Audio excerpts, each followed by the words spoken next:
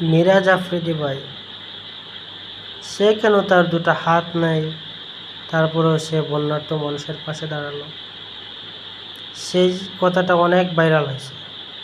ফেসবুকে ঢুকলেই এই পোস্ট এবং ভিডিও। সংক্ষিপ্তভাবে আমি আপনাদেরকে একটি কথা বলতে চাই।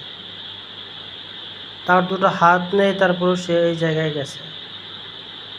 তার প্রস্রাব করতে কষ্ট হয়, তার ভাত খাইতে কষ্ট হয়, তারপরেও সে গেছে। আমি কি সেই জায়গায় যাইতে পারছি? এজন্য আসলে তাকে ছোট করে দেখার কিছুই নেই। তার দুটো হাত নেই, আল্লাহ দেন নাই, এজন্য সে হাত পায় নাই।